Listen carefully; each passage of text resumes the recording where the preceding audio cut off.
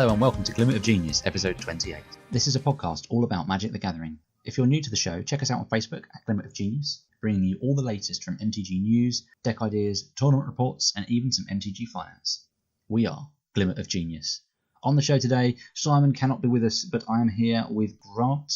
This week's episode is all about Modern. We go over GP Sao Paulo and talk quite a bit about Modern, including a budget brew for anyone thinking about starting Modern, or if you've got a friend who's interested in playing but hasn't got a deck, stick around for that. But first things first, Grant, what have you been up to this week in Magic? I just haven't been doing anything Magic related for ages now.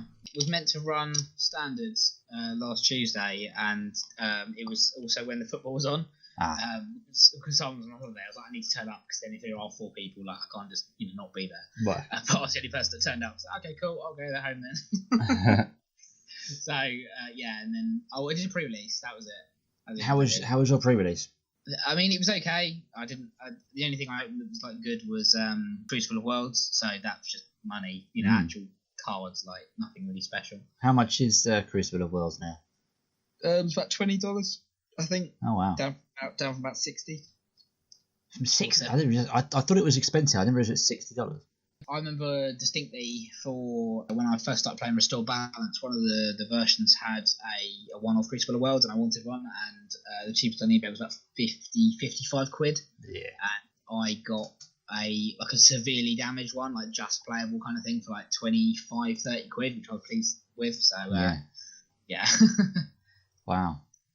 Well, clearly needed a reprint then. Yeah. The thing is with pre-release, again, particularly because this was a core set, I wasn't that fussed about it. One of the guys I used to play with, Burgess Hill, I hadn't seen for a few months, he was just like, oh, do you want to come for a pre-release? And I probably wasn't going to. But I was like, yeah, give it a go, just sort of see you and catch up and stuff. Did the Midnight one in Trump and Terror because they're obviously still doing it. Yeah. And that was it, basically. I wasn't that massively involved. This definitely wasn't a set where I wanted to do like a double header or whatever. It was just, this was just very sort of basic stuff, but it was it was good to catch up with someone more like it was better just to catch up with someone at a Magic event. The pre-release was kind of irrelevant, to be honest. So, yeah. Although I did like one of the insert in the pre-release box. It had like a little kind of how to make a sealed deck kind of guide. Oh yes. And I was telling my cousin about it because he was drafting for like the second time, I think it was on Friday, and I should have kept it because it was perfect because it had like you want between 16 and 18 lands. This is what a mana curve is. Want this many spells, this many creatures. That it was kind of nice little visual guide. It was probably about the size of like an envelope kind of thing, unfolded, and it was just perfect kind of thing for new players just to be able to give that out kind of thing. That's decent. So I quite like that. That was good about the box, I think. No, that's pretty sweet. I like that they put that sort of thing in them. I haven't been to a pre-release since Ixalan, the first Ixalan, and I can't remember if they had them there, but it's nice to. The reality is, newer players aren't necessarily going to do particularly well. It's not really about that. So if you can kind of eliminate I put everything I had in my sealed pool kind of moments, then that sort of thing, then it's pretty good. Generally, people are quite good and helpful to get the new players, up to where they need to be. But at least that sort of thing is helpful to kind of reassure people. I think that's the way it is though at the moment, really, with pre-releases. Because I remember I used to always do them. I used to do sometimes I used to do 2 or 3, like in a weekend or whatever. And I don't think it's to do with the sets, although having said that, like I definitely want to do a Return to Ravnica pre-release, I imagine, when that comes out. All the other ones I haven't really been that fussed about, and I don't know whether it's because, earlier, of course, I'd only been recently playing for like 2-3 years properly. It was nice to be at a set when it came out rather than just sort of even playing casually and a new set's out. But yeah, I really have kind of gone off them, really. I don't know what that is. Maybe it is more appealing to new players. I don't know really Quite possibly. I usually like doing it as a bit of sealed practice. I don't really see it as that. Yeah. So actually, I got a bit turned off when it was almost like you got a pre-constructed sealed thing, and I was like, this is definitely towards newer players, which is perfectly fine. But I always found it a bit weird, like you just got certain color specific stuff. But it's fun. It's fine. I also quite like core set pre-release as a bit of a palette cleanser. Yeah, I know what you mean. Yeah, it was pretty. It was quite good actually. Like, the deck I built was just it was like white black removal with lifelink, and it had. I got the 4 mana cat that makes you have the 2 lifelink and cats when it attacks. That's just very, very strong. Oh yeah. But also had loads of other lifelink. I had like 2 Child of Knights and some other stuff. And lifelink combined with, I think I had 2 or 3 just non-conditional black kill spells, or one of them was like -3/-3, the other one was just destroy creature, and I had 2 white, exile permanent until it goes away enchantments. And it was just it's probably the most consistent sealed deck I think I've put together, to be honest. Nice. Which was nice, but unfortunately won't pay for prizes. Oh, that's the other thing that I get a bit miffed about. I know. Well, I don't understand why you wouldn't have at least something on the line. Otherwise, it just feels pointless. Yeah, I get that. Yeah, it's unfortunately it depends on the place you're playing at, mostly, unfortunately. Yeah. And also, I think the only day I never actually went to a pre-release because at the moment Dice Luna are doing the double header one, and I don't really like two-headed giant. Yeah. Like, I just don't. I can't stand it. Yeah. No, so I don't really want to pay for it if I'm not going to do it. Exactly. Yeah. And given the option of paying for it and then having to do it, and then paying for it and not having to do it, I'd rather not do it. But then I'd rather not have to pay for it in the first place if I'm not going to do it. So like, it just seems a bit pointless. So I could have gone to another venue, I suppose, but I didn't. I just thought, I'll give it a miss. Got to be careful what I spend the old pennies on. But myself though, I've been playing a lot of Modern. I played a few. I did a league with Burn. That was quite fun. I went 3-2. Yeah. The most interesting thing that happened was playing against humans and then winning, and then playing against humans and losing. Yeah. Cause it was weird. Sometimes it just felt like, okay, they're just not doing anything. I just kill their human, attack, kill their other human, attack. Like this why is this deck so powerful? Other times they go Thalia's whatever it's called, Lieutenant, into the Mantis Rider, into Mantis Rider, into Phantasmal Image copying Mantis Rider, and I'm like, oh, I'm dead next time. So yeah, that was pretty sweet. It feels like with Phantasmal Image, you can really make some interesting plays. Yeah, I like the variety, because sometimes you find yourself copying, the opponent. You can copy the opponent's stuff, can't you? I'm 99% certain you can. Yeah. Yeah, and I think I did that quite interestingly a few times when I was playing Cubans. That was quite fun. Yeah. No, the deck's pretty sweet. I haven't got a lot of the pieces for it in paper, so I'm just never going to do it. But after playing a few games of Burn, I actually also played quite a few matches against Blue-White Control, and now I've started playing Blue-White Control, and I won't talk about it for a great length because I know how much interest you have in that deck. But I've got to tell you, Jace the Mind Sculptor is the real deal. And if you happen to have them, then yeah, I would definitely be playing them, I think. Yeah. It's just really sweet. If you can resolve it, I hear a lot of people say, when he was unbanned, I was calling for him to be unbanned for a long time, so I didn't actually think he'd break Modern, and he hasn't. And yeah, and it's not like he just goes in every deck or whatever. I hear a lot of people sort of when they talk about the two most popular control archetypes in Modern, or control decks, in Modern, is either Jeskai Control or Blue-White. And everyone seems to be saying, oh, he's terrible in Jeskai, but he's really good in Blue-White. Yeah. And that's the only deck he's really good in, is just Blue-White Control. That may well be true, and it's just fun to be able to play a deck with Jace in it. As I say, if you can resolve it and then like get multiple brainstorm activations, you really feel like you're doing it. It's just so good. It really feels like a deck like Blue-White. It's really what it was kind of missing, because you get to a point where you might stabilize, but you're actually quite low on resources, and Jace just really helps with that. Yeah. Search for Azcanta is really good as well. Really, I kind of both surprised and not surprised it's actually made it into Modern, because it's really powerful. In Standard, it's great, and then you think, oh, is it going to be good enough for a format like Modern, where just tapping out and effectively doing nothing for a whole turn, and the incremental advantage it gains you is quite slow.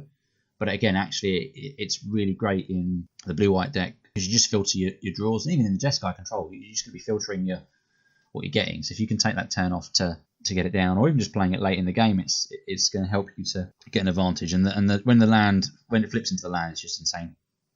Yeah, it's just so good.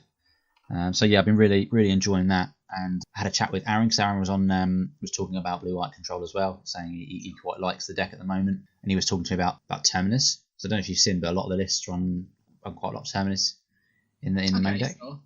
Yeah, the draw with Jace then. Yes. Yeah. Nice, I like that. Yeah, and you've also got a little interplay with cards like Cryptic Command and so like the potential for like massive blowouts. If you like imagine just playing a Cryptic Command to counter a spell and then miracling into the Terminus would be quite unpleasant, which is pretty cool. And so yeah, I've been giving that a spin, and at the moment it feels really powerful. And it was weird because like you look at a card like that and you think it feels quite clunky, but actually against the right sort of matchups, it's just obscene. Yeah. I don't think it's the best deck in Modern. I don't think there is a best deck in Modern. You hear a lot of people say Humans is the best deck, or they might say Hollow One's the best deck, but I think it's really hard to actually find that still in Modern at the moment. I don't know how you feel about it, but I haven't played Modern for about 2 or 3 months now, but just 'cause I haven't had the want to be honest. Fair enough. But I do like that it's varied, and I like that despite the unbannings, that nothing has dominated it at all. So I think you're right in saying there is no best deck in Modern. I think that's the way it should be. And looking at recent events and stuff, it's shows that is the case. And like you said, that Chase definitely isn't dominating anything. And I like that if I wanted to go back into Modern, I could basically just take any deck I've played before that is decent and not just have it handed to me just because I've picked the wrong deck for the meta kind of thing, if that makes sense. So that's exactly what I think it should aim to stay at, because that's really nice. Yeah, absolutely. I know a lot of people might be like, oh, I like to try and attack a meta or what have you. And I think with Modern, you just have to accept that it's a bit of a different beast. And I don't think you necessarily, you hear a lot of people say, oh, just pick a deck and play that, you'll be rewarded. And I think there is an element of that as well. But I think it's more accurate if you just play a lot of Modern, you just kind of know, play against a lot of decks. Just get your mate to maybe just like sleeve up something that's quite popular, like Hollow One, and just practice against certain decks. Actually, that gives you just as much of an edge of playing with the same deck again and again and again. Yeah, I agree. Modern does reward you heavily for knowing not only how to play your own deck, but actually just knowing how to deal with opposing decks. Like, I don't know if you're familiar with the Karate Clan Ironwork deck, the KCI deck. I love that it's a thing, and I particularly love the version which is Scrambled Egg, which does the same thing but kills them with that shuffling their own library, which is fantastic. But which if I haven't mentioned before, I'll talk about when we talk through the top 8. But I can't ever want to see myself play that deck because it seems so intensive. Like, just every single game, you just would want to have to take like half an hour to sit down and do something really basic, just to do some drawing with crayons, just to give your mind a break. Kind of thing. Like, I appreciate it's a thing. I like how it works, but I just can't think of anything more exhausting than going to like a 7-round event and basically failing probably at the end of the day just because your brain stopped working because the deck is just so hard to play. I think it probably get to a point where if you do it enough times, you'd be quite a whiz at it. And also, depending on how stubborn your opponent is, you could get to points where you say, look, I'm just going to do this infinite times to search my library and shuffle my library, like pick up your library. It's like that whole thing with creating infinite mana and then Dustwatch Recruiters. You just go, right. That's the thing. I think I also don't like playing decks where, like, on paper you've won, but you will occasionally get an opponent that will ask you to explain it, or just playing by the rules, you have to sort of take your time doing stuff. You don't want to get warnings for that. And like, I don't think I want a deck that wins very mechanically, if that makes sense, because you will get stubborn opponents, or you will have situations where you know what you're going to do and you mess it up, and then the whole deck just loses, kind of thing. You know what I mean? Yeah, so I hear what you're saying. I was speaking to Shy about his opinions. He's been playing Lantern Control quite a bit, and he was. I said to him, "How are you feeling actually playing?" She played it for a little while now, and he just said, "Oh, it's not that I don't like the deck. It's not that I think the deck's bad, but it is just so exhausting because you have to just be on it." Same with Lantern Control. I think that's a terrible deck just because it's awful, and just is like the worst things about any game ever, all put together in one thing. But also, just as a player, like, you make one slip up, you lose. Every time I beat Lantern Control, it's because the opponent's made a stupid decision and I've been playing perfectly up until that point. I just don't understand why someone would want to, one, play a deck that's so degenerate, and two, play a deck that punishes them so hard for making the simplest of mistakes. I don't see where the pleasure is at all. No, I think it's a tough one, isn't it? Like, it's just, I've thought about playing Lantern before. Yeah, I think on balance it wouldn't be a satisfying experience, even if you were to play with it and win with it. Yeah, it's just like, you get to the end of the match, you've won, cool, you've won a match, but your opponent is angry at you for just being the most boring person in the entire world, and you basically, the game hasn't really done anything, you've just stopped anything from happening. Like, again, where's the satisfaction? Yeah. I think that's the thing. So why Blood Moon can sometimes feel quite unpleasant sometimes as well, because it creates situations where you're actually just not playing Magic anymore. Exactly, yeah, and I can't stand that. Like, okay, Restore Balance, I can't really talk too much, because again, I get to a situation sometimes where just everything's gone and everyone's lands have gone, and that's quite degenerate. But the way I do it is at least in kind of a silly way that is quite easy to stop, if that makes sense, and you can win the game without having that condition. That's just kind of the perfect situation kind of thing. Yeah. So to me, that's how I at least justify my slightly degenerate play with that. Indeed. So speaking of a top 8, we were going to mention a little bit about GP Sao Paulo, which was just over a week ago now. There was one KCI deck in the top 8, I think. Yep. It was just the one. And then you had Amulet Titan, Red Green Eldrazi. Say that again, sorry? I haven't seen that for quite a while, Amulet, to be honest. No, it used to be a bit of a sort of boogeyman. But yeah, particularly after the banning of some blooms. Yeah. But I don't think there's anything particularly different with it. No, so I think it's just right deck, right time kind of thing. So with like Merfolk, you get that popping up, or Boggles, just, it happens. Yeah, because it's a very different angle to something like KCI. Yeah. But you've also got one Red Green Eldrazi deck, one Mardu Pyromancer deck, a Tron deck, and an Abzan deck, and an Affinity deck. Oh, sorry, there was 2 Mardu Pyromancer decks. I apologise. Yeah. So probably one of the most diverse top 8s that I've seen for a little while. Yeah, this is what I like to see. I think it's great.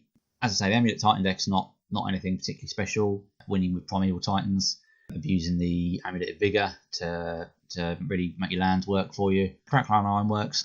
If anyone's not familiar with how it works, you basically recur artifacts many times with the help of Scrap Trawler, which is whenever it or another artifact you control is put into a graveyard from the battlefield, return to your hand target artifact with lesser converted mana cost to your hand. And then Mere Retriever, when it dies, return another target artifact card from your graveyard to your hand. And then you have Clown Ironworks, which you can sacrifice an artifact to gain 2 mana to your mana pool. So you end up with situations where you have a Scrap Trawler and a Mere Retriever in play, or multiples of these effects, and you sacrifice cheap artifacts for mana, either the Mere Retriever itself or just the fact that you're getting a trio with Scrap Trawler. And then you can return the cheap artifacts back to your hand, and then with the mana you've just created with Clown Ironworks, you can play them again, which enables you to then sacrifice them to Clown Ironworks to continue. And ultimately you're doing it with a card like Chromatic Star, which says whenever it's put into a graveyard from play, draw a card, or Ichor Wellspring, which is when it enters or goes to grave, you draw a card, so you can draw through a lot of your library to ultimately find Pyrite Spellbomb, which says pay 1 red, sacrifice it, deals 2 damage to any target, and you just keep throwing that at them with the ability to get it back with the Retrievers or the Trawlers and sacrifice it all over again. So that's kind of what it does. It's not a very interactive deck. If you're just playing something like, Affinity or even Humans, then not an awful lot you can really do to disrupt a lot of the elements, because you can kill things like a Mere Retriever or a Scrap Trawler, but they can just kind of get them back. The longer the game goes on, I think the better for them in a way, because they've got cards like Inventor's Fair, which allows them to tutor artifacts back to their hand. It's pretty powerful, also using Ancient Stirrings, which, I don't know about you, but Ancient Stirrings seems to be appearing a lot. It's kind of like the Green Ponder. If anyone's not familiar with it, look at the top 5 cards for 1 green of your library. You may reveal a colourless card from among them and put it into your hand, and then put the rest on the bottom of your library. So this is played in the Red Green Eldrazi deck, the Clan Ironworks deck, the Amulet Titan deck. So that's 3 of the top 8 decks so far. The Tron deck, and it's also played in decks like Lantern Control as well. I think the reason is just that it's, even regardless of the whole colourless thing, it's a 1 mana, it's a 1 green to look for a land and put that into your hand. Like, that's good enough. And then of course you combine it with the fact that it looks for Eldrazi and artifacts, and that's why it's really good. I think that's why. The fact that if it said non-land, I don't think anyone would really play it very much, apart from the specific like Lantern or Eldrazi decks. But because it's land and something else, that's why it's very good, I think. I think it's a great card, and I think it just strikes me as it's been seeing more and more play over the coming months.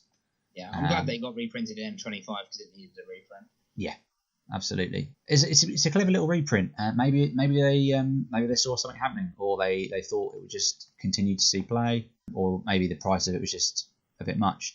Do you think? I don't actually consider reprints an indication of whether or not a card will be banned or not. I mean, look at Sensei Divining Top. As a perfect example of a card that got reprinted and then immediately banned. Am I being crazy? Yeah. But if you think, right, so that's 4. We said earlier that was quite a diverse top 8, with the exception of an extra copy of Mardu Pyromancer. You've got 7 very different decks there. But 4 out of the 7 all playing Ancient Stirrings. I think I don't know, 5 or 6. I think 6 is quite a good number for that. I don't think it makes any of these decks like. I don't think they wouldn't be able to function without it, and I think decks that do run it aren't dominating, if that makes sense. So I wouldn't say yet, but I see your point. Yeah, it's a possibility, but I think it would have to be 1 in a deck that wouldn't do very very well without it, and 2 that deck was dominating, because I think everything's quite mixed. I don't think it would do yet, but I also wouldn't be too surprised if it happened. But to me, I'd say like a 30% chance if I was to chuck some numbers at it. But it's a good idea. You're gonna put me on the spot. 30% chance. Yeah, exactly. Yeah, I like it. I don't think it will get banned, and no. I just thought, it's a good pattern. Yeah. Yeah. I noticed it's there quite a bit, and if you remember the rationale behind the banning of Smuggler's Copter, and obviously that was in every deck, very very overrepresented, and doing much more than an Ancient Stirring, which, Ancient Stirrings, it's quite a passive card. You pay 1 mana, bit of library manipulation, bit of card selection. It's not as is it as good as a card like Ponder?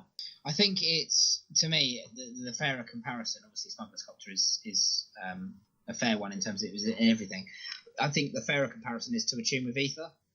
Okay. Because it's the same mana cost. It was in every single deck that had green in it. It wasn't like essential, but they banned it because it made those decks a lot less reliable, kind of thing. And I think this would be the same thing. That I don't think they have enough to ban it, but if they did, the decks would just find something else or not run it or something. But I think if it gets to a point where these Amulet decks or Tron whatever gets to a stage where they are getting a bit too reliable, that probably is the card they'll go for, and that probably will make a difference. But I don't think we're quite there yet. So I think, to me, it's a bit more comparable to a Tune of Ether in terms of cards that have been recent that have been banned because they're very, very good, if that makes sense. It does make sense. And actually, I think what is probably a good counterpoint to it not being banned is because it's all the things that you're saying it is, and also it's all the things you're saying it isn't. A lot of decks are using it, so it's not pushing all of these things to be too much. It's not pushing one of these any one things to be too much. So the impact of saying, okay, let's say, just picking a deck at random, let's go with KCI, because that's actually quite that's on trend at the moment, is KCI. So if that all of a sudden Wizards looked at that and thought, whoa, this Ironworks deck's too powerful, and we think Ancient Stirrings is really pushing it over the top, let's ban Ancient Stirrings, it would actually be quite a lot of ripples to the other decks. So I think that because of that, it probably means Ancient Stirrings wouldn't be likely to get banned. Yeah, I agree. They'd have to say, right, okay, let's go with something like Krark Clan Ironworks to either just shoot that deck in the head, or we'll say get rid of one of the trawlers or the retrievers just to kind of cripple it a bit. Yeah, the sort of the Krark Clan Ironworks thing, because of course the deck used to run. It did exist as a deck before, but it used to run stuff like Faith's Reward. That 4 mana, put everything in play that was put there this turn card. Oh yes. I remember experimenting with this deck because I did like how weird it was. But the issue with that, of course, is you always have to have that 4 mana floating to be able to do stuff, and obviously like the stars, the spheres, the Terrarians, whatever. They don't give you mana; they just convert it. So it's kind of this situation similar to Storm, where you always had to have like a slightly higher net mana than you needed, and that meant you had to have like Lotus Blooms and all that kind of business. But alongside Clan Ironworks, there's also this other deck which is called Scrambled Eggs, because the original was called Eggs, because you blew them up and did stuff. I don't think I've mentioned before, but basically it's the exact same deck. And looking at it now, of course, this is a bit out of date because Scrap Trawler wasn't a thing back then, and you could easily put Scrap Trawler in instead to probably make this a bit more reliable. Yeah. Basically, it's the same deck as Eggs, but rather than the win condition being, what is the win condition normally in? Just Banefire or something, isn't it? In what, KCI? Yeah. No, so the main win condition is Pyrite Spellbomb, because you sack it to do 2 damage to something, and then you can retrieve it. Yeah. Well, in the original Eggs one, I think the way was it just made a much higher net mana, and used to just do like Banefires or whatever if you wanted to, or I've seen some that you had like Eldrazi Titans and stuff. But yeah, in Scrambled Eggs, the win condition is there's a card called Biss Deal, which I would be very surprised if you know from Future Sight. It rings a bell, but I couldn't tell what it does. It's about $8 now, even though it has no right being it, because it's just goes in this deck and this deck only. Right. So it's black and 2 mana. which is search target player's library for a card, remove that card from the game, and then they shuffle their library. But it's got an ability called Gravestorm, which, like a lot of cards in Future Sight, was this mechanic was only on this card, which is very similar to Storm. But you copy the spell for each time something's gone to your graveyard this turn. Okay. So you do all the whole eggs thing, you get them back for Faith Reward or Scrap Roll or whatever you want to do, depending on what version you're running. You do Bitter Ordeal, and you look for like, I don't know, 10, 15 cards, whatever.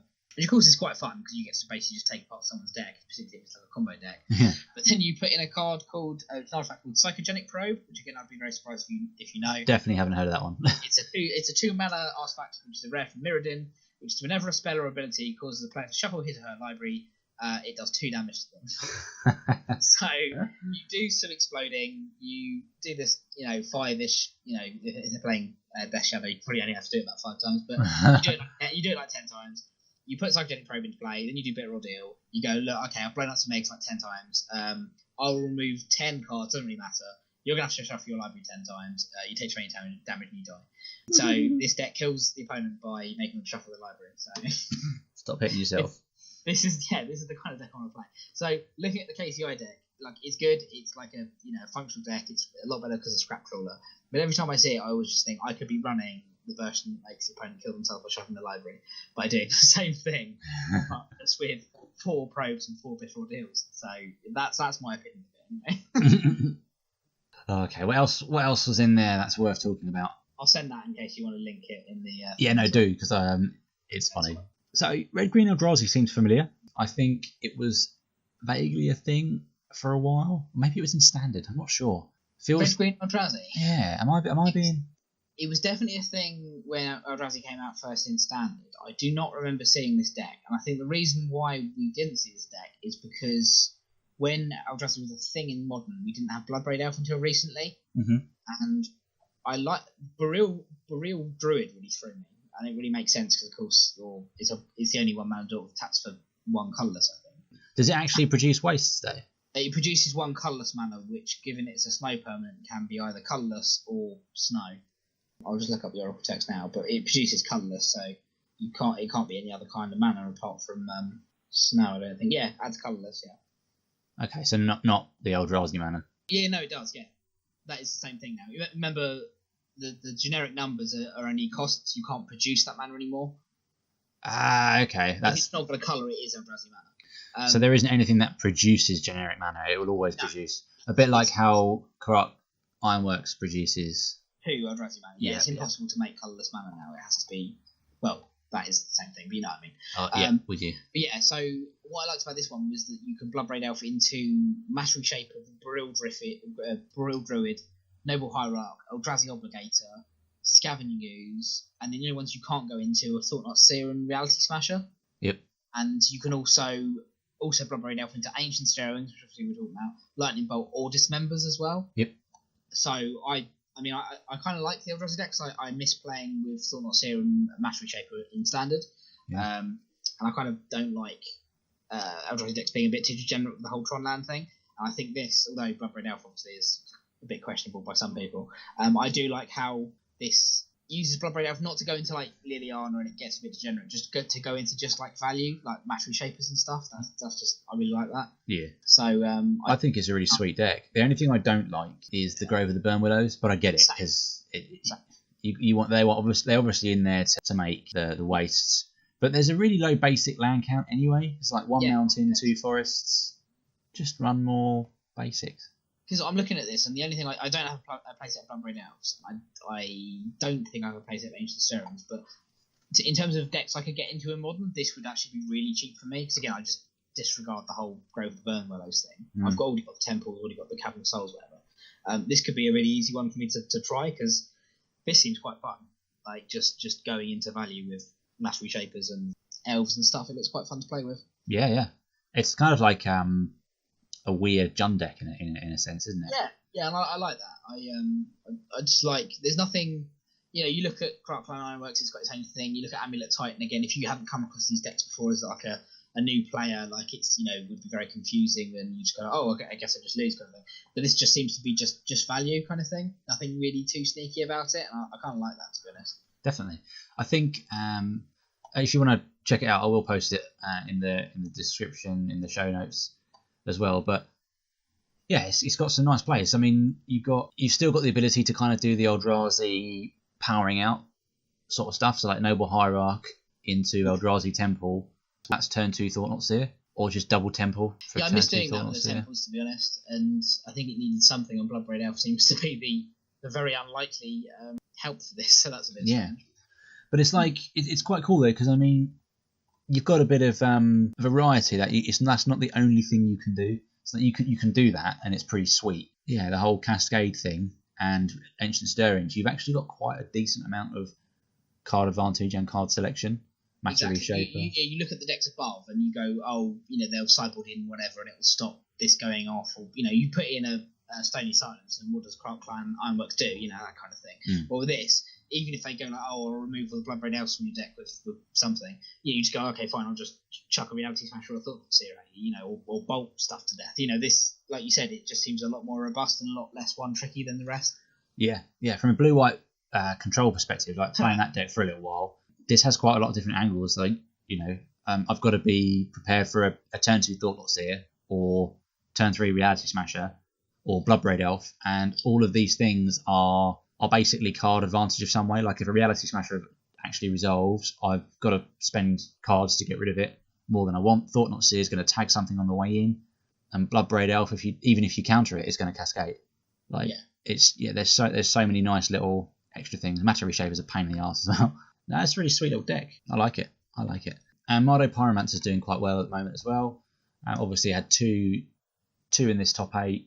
I don't know if there's an awful lot of variation between the two. Lilies of the Veil, I think the numbers are slightly different, but it's more or less the same thing. This actually, it kind of reminds me a little bit of Death Shadow, but with just obviously less permission. Just playing some very aggressive creatures, getting value, and just using its mana every turn just to turn through its deck really quickly between like Faithless Lootings, Collective Brutalities, killing all your stuff, and just playing efficient, really aggressively costed stuff. It's quite funny that it's called Mardu and the only white card in it is Lingering Souls. I know, right? It's weird. Although I do like the cheeky 3-off of Campbell Council Allocation in the sideboard. I always love that card. I love playing him in Standard. In the Human deck I had that. Then of course Humans in Modern became a thing and he's being played in that. I think everyone knows he exists now. He's been put in so many decks since, and I just love him. It is pretty cool. Yeah.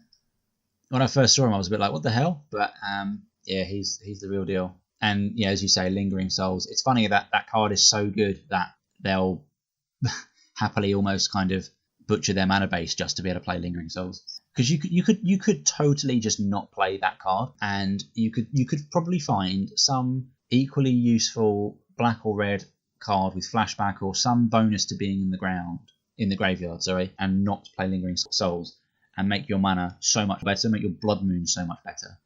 Bump in the Night would do it. I always love that card. Yeah, Bump in the Night. The thing that throws me off about this is you don't even need the white mana to play it. You've got a discard outlet with Lily. Yep. You discard Lingering Souls, you flash it back. You're playing 2 mana for a 2/1/1 flyer. That's still fine. It's fantastic, isn't it? You just take the white mana out. You don't even change what cards are in it at all.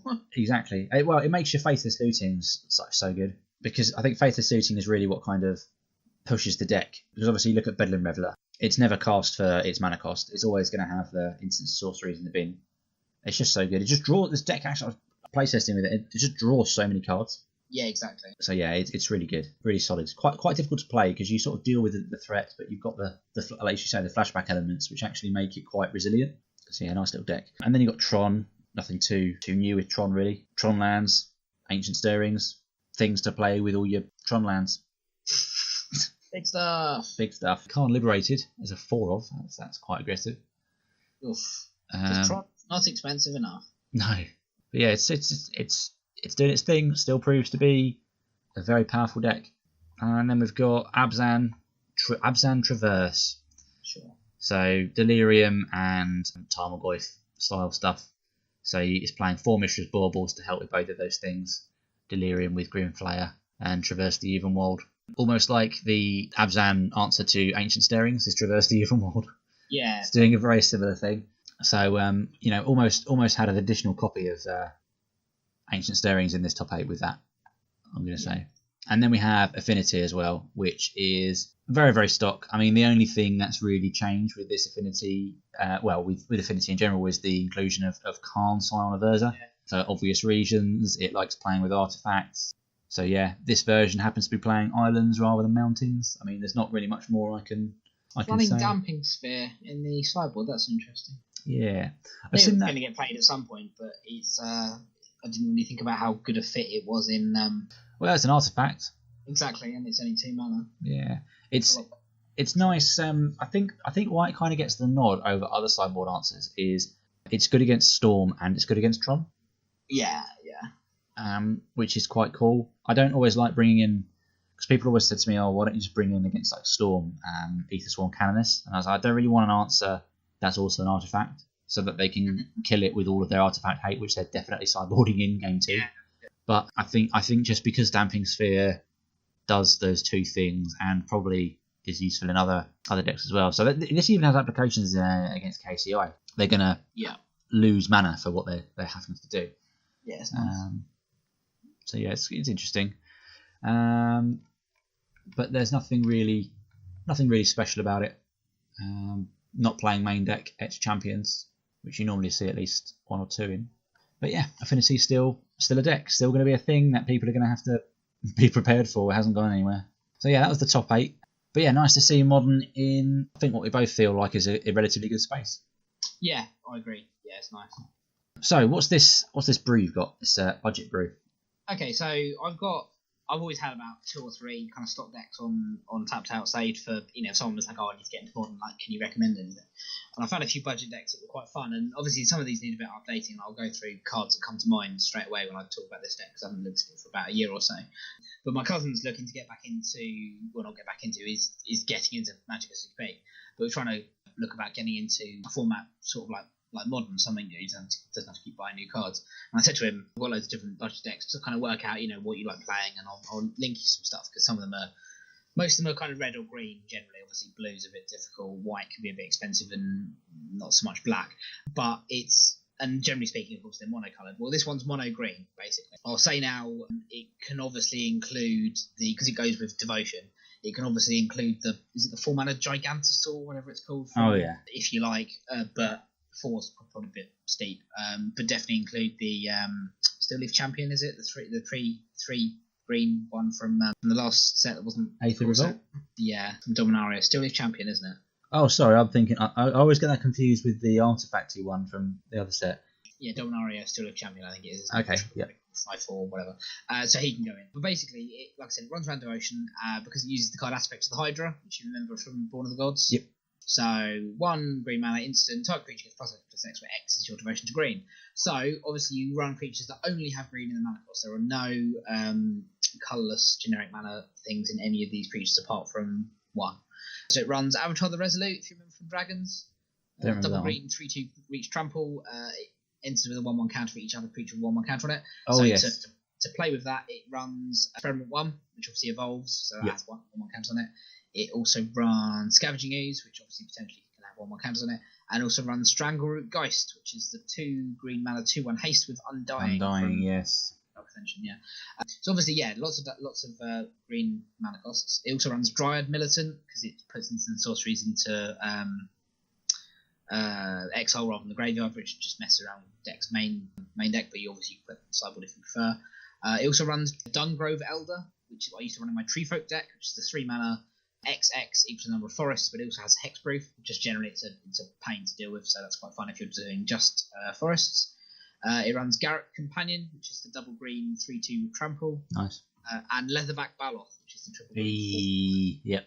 Probably not as good as Steel Leaf Champion now, but obviously was the big green guy from before. There is also probably an argument for running that big dinosaur, I don't know. But anyway, so it runs 4 Aspects of the Hydra, a couple of Dismembers, 4 Vines of Vastwood, and 4 Rancors, and that is the entire deck basically. You just beat face. So yeah, I've called it Disregard Meta Smash Face effectively.